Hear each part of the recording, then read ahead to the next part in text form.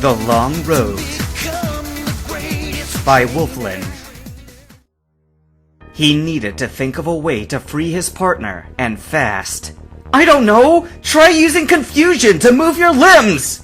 Metang obeyed, and the air around its body wavered with psychic energy. Ice began to crack and chip under the psychic pressure.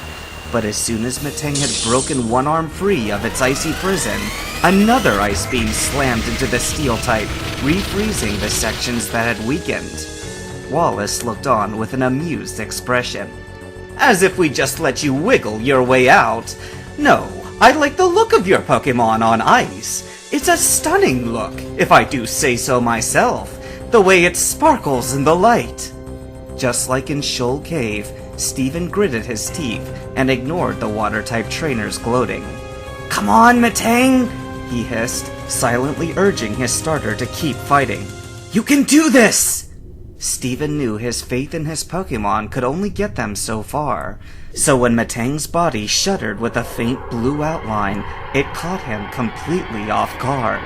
The air hummed with an intense psychic energy as the blue light intensified.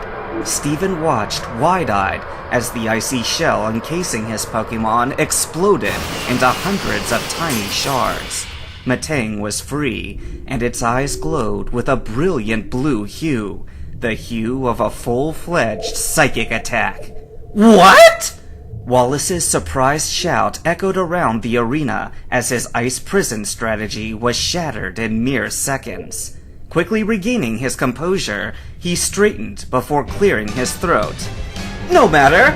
Victoria! Finish this with Hydro Pump!" The powerful water attack burst forth and roared its way towards Metang. Eyes aglow, it raised one claw in a casual flick, and the Hydro Pump was neatly diverted in its course, turning a sharp 90 degrees skyward, where it dissipated into harmless rainfall. Both trainers' eyes went wide at the sheer power of Metang's newfound attack. Steven was first to break free from his stupor, and he seized the chance to turn the tables. "Psychic Metang! Then follow it up with a Zen Headbutt!" Snapping its gaze towards his opponent, Metang gave another flick of its claws, and the entirety of Victoria's body was encased in blue light. She squealed in protest, but was powerless to prevent Metang from neatly picking her up out of the water. Wallace watched in terror as his partner was now suspended helplessly in midair, and he shouted a hasty counterattack. "Ice Beam! Break its concentration!" But Metang would not be so easily rattled, and its psychic grip held as it raised a claw to shield its face from the direct attack. With an echoing chatter, Metang tore through the remnants of the ice beam at full speed, with only a frozen foreleg to show for it. Both Wallace and Victoria screamed in desperation as Metang launched itself at its intended target. The cream-colored scales of Victoria's chest were left mangled and glowing from the psychic after-effects of the headbutt.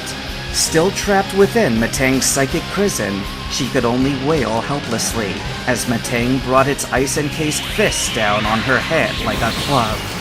Ice shattered on impact, and both Pokémon tumbled down into the pool with a splash. Metang was first to pull itself from the water, forelegs drooping from exhaustion. Shakily, Victoria too managed to slither back to Wallace's side, and Steven couldn't hide his scowl. That attack had to have been enough. Otherwise... "Recover, my darling!" The terror wasn't completely absent from Wallace's tone, but he did look more confident with his prized Pokémon still sitting upright. But as Victoria's eyes closed in order to summon her regenerative powers, she collapsed to the deck with a shuddering cry. "Milotic is unable to battle!" It took a moment for Wallace to bring an unsteady hand down from his mouth and wordlessly recall his fallen partner, brushing a soft kiss against her Pokeball before placing it on his belt. His gaze was sharp as he finally looked across the arena towards Steven. "And here I thought I'd be in a better mood to share what I did with that gift you gave me," he said with a frown, tossing out his next Pokeball. Whatever joy Wallace was lacking, however, was immediately made up for by the jolly Pokémon that appeared on the battlefield.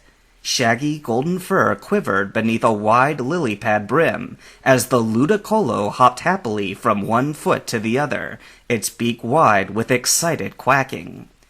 Metang's gaze narrowed at the overly energetic Pokémon, but Steven's expression brightened. "Oh, you had a Lombre! I'm glad that water stone went to good use then. Actually..." His voice trailed off as he reached for a new Pokeball from his hip, and Metang chattered at the notion. "This may be a good chance to use my newest partner too." Hovering back to its trainer's side, Metang withdrew from the battlefield with a nervous glance at the Pokeball that arced to take its place. A piercing cry echoed throughout the gym as Skarmory emerged in midair, eyes sharp and wings unfurled. It navigated a graceful landing onto one of the pedestals before finally getting a good look at its surroundings, wherein it immediately whirled around to regard its trainer with an angry stare. Steven held up both hands to try to calm the short-tempered Pokémon. "I'm sorry, Skarmory, but would you be willing to help out with this battle?" Metang whined a note and pointed towards where Ludicolo danced and clapped, and Skarmory turned its glare towards the battlefield and clacked its beak with obvious chagrin.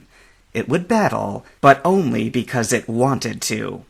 Steven let out a sigh of relief and thanked Metang for its mission before recalling it for a well-deserved rest. He had a feeling he'd need its help later, but first, the battle at hand. "Ready?" Wallace asked, an intrigued look playing across his features at the odd dynamic between Steven and his new Pokémon. Skarmory's loud caw was answer enough, and Wallace's gaze narrowed at the aggressive Pokémon. Ludicolo was unfazed, still merrily quacking to itself, and Wallace rolled his eyes at the happy-go-lucky Pokémon. "Go, George! Fake out!" In a flash, the Ludicolo's expression turned serious, and it dashed across the surface of the pool towards Skarmory with surprising grace. Startled, the steel bird tried to take flight, but George was too quick and delivered an open palm slap across Skarmory's bill. The blow left Skarmory stunned, and it squawked in dismay. Dancing nimbly back towards the closest pedestal, the Ludicolo was back to its jolly clapping as it waited for the next command. "Nature power, my dear!" Both of George's palms came to rest on the stone of the platform, where they gave off a faint glow. Skarmory had only just regained its facilities when a mass of boulders formed over its head and rained down with deadly force. Steven barely had time to shout a warning before Skarmory leapt into action. A deft swing of its bladed wings cleaved the closest boulder in two, and with a powerful push, it took to wing to dodge the rest of the rock slide's barrage. "Skarmory, aerial ace!" Instantly, Skarmory's flight path turned into a nosedive that set its wings aglow with bright white energy. In a blur of light, Skarmory slammed right through the Ludicolo's chest, toppling the jolly Pokémon into the pool with a squeal of pain. Following through on its dive bomb, Skarmory sailed high above the pool and surveyed the scene, waiting for George to resurface. But instead of catching sight of its opponent, Skarmory was greeted by a jet of water and bubbles that smacked directly into its chest. Skarmory's flight faltered from the strike, and it plummeted only briefly before righting itself with a pump of its wings and a prideful caw. In the time it had taken for Skarmory to recover, George had already leapt from the pool to another pedestal. "Nature power! Take 3!" Boulders rained down from all around, and this time Skarmory wasn't so lucky. A direct hit to the middle of its back sent Skarmory tumbling earthward, and only sheer determination allowed it to crash land onto solid ground rather than into the pool itself. Wallace grinned. The grounded Pokémon was now within striking distance, and he gestured for his partner to keep the offensive pressure on. "George, go all out with Flail!" In a spray of water and limbs, the Ludicolo burst from the pool, intent on clobbering its opponent in a whirlwind of punches and kicks. But Trainer and Pokemon were prepared for a sneak attack, and Skarmory immediately obeyed Steven's shout of "Agility!" George's fist connected with nothing but empty air as it tore through Skarmory's afterimage.